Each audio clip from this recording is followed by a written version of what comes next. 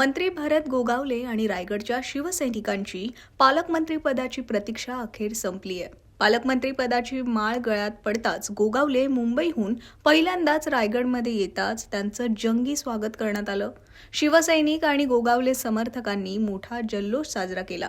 यावेळी गोगावलेंनी पालकमंत्री होताच सर्वात आधी चाकरमानांना मोठा शब्द दिलाय। पाहूयात।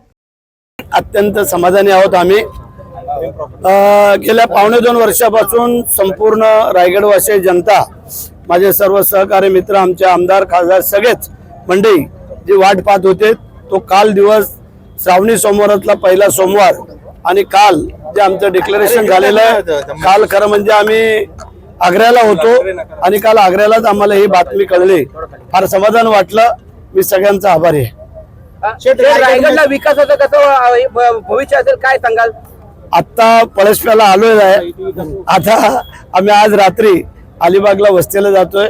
उद्या पहिली मीटिंग आमची रायगडची होणार आहे आणि मग आम्ही सगळे आमचे आमदार खासदार, जिल्हा परिषद अध्यक्ष, उपाध्यक्ष, जिल्हा परिषद सदस्य, सभापती, पंचायत समिती सभापती, नगराध्यक्ष, नगरसेवक या सगळ्यांना विश्वासात घेऊन रायगडचं विजन आम्ही पहिल्यांदाच रायगडमध्ये आगमन होत आहे। शिवसैनिकांमध्ये जी अपेक्षा होती ती संपलेली आहे, प्रतीक्षा होती ती संपलेली आहे।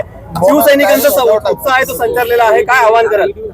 सगळ्या शिवसैनिकांना मी मनापासून त्यांचा आभार मानतो, अभिनंदन करतो की या आपल्या पालकमंत्री पदासाठी सगळेच उत्सुक होते आणि ती उत्सुकता शिगेला पोचलेली होती, ती काल संपलेली आहे।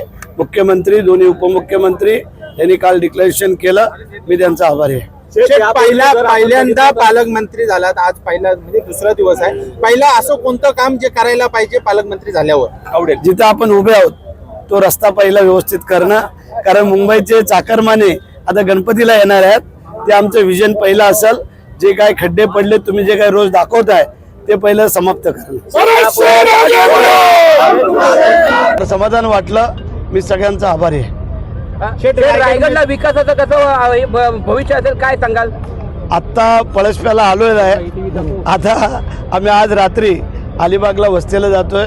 उद्या पहिली मीटिंग आमची रायगडची होणार आहे आणि मग आम्ही सगळे आमचे आमदार खासदार, जिल्हा परिषद अध्यक्ष, उपाध्यक्ष, जिल्हा परिषद सदस्य, सभापती, पंचायत समिती सभापती, नगराध्यक्ष, नगरसेवक या सगळ्यांना विश्वासात घेऊन रायगडचं विजन आम्ही पहिल्यांदाच रायगडमध्ये आगमन होत आहे। शिवसैनिकांमध्ये जी अपेक्षा होती ती संपलेली आहे, प्रतीक्षा होती ती संपलेली आहे।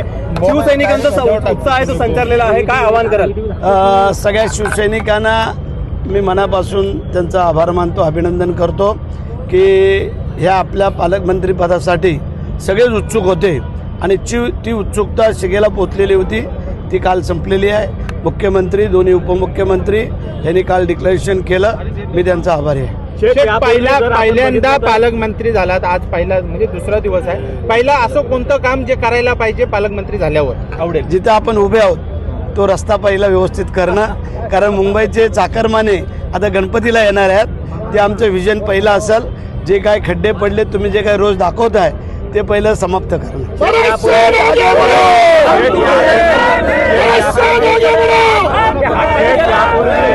ऐका ना शेठ, यापूर्वी शिवसेनेचेच पालकमंत्री होते, उदय सामंत होते।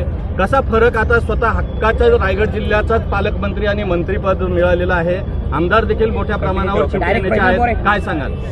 मी आमचे जे माझे सहकारी मित्र आमदार आहेत, भारतीय जनता पार्टी असेल किंवा आमचे शिवसेनेचे असतील, आणि आम्ही जे महायुतीतले सगळेच जण, मी सगळ्यांचे आभार मानतो की या सगळ्यांनी भरत शेठला पालकमंत्रीपद मिळावं म्हणून जो काय प्रयत्न केला त्याला यश आलेलं आहे। त्यांच्यासहित माझे कार्यकर्ते असतील, पदाधिकारी असतील, यांचे आभार मानतो। आणि खास करून आमचे आईवडील ज्यांचा आशीर्वाद आम्हाला मिळाला, माझी पत्नी असेल, माझा मुलगा असेल, मुली असतील, माझ्या भाऊ बहीण, नातेवाईक आणि माझे खास करून मतदार बांधव की ज्यांच्यामुळे मी आमदार झालो, आमदारामुळे मंत्री झालो आणि मंत्र्यांमुळे आज पालकमंत्री होतोय, त्यामुळे या सगळ्यांचं मनापासून आभार मानतो।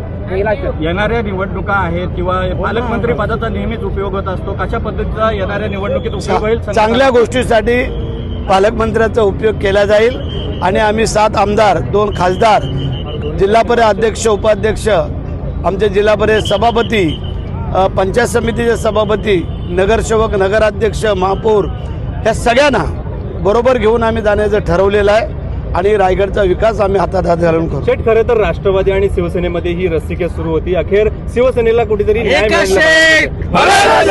धन्यवाद. चला.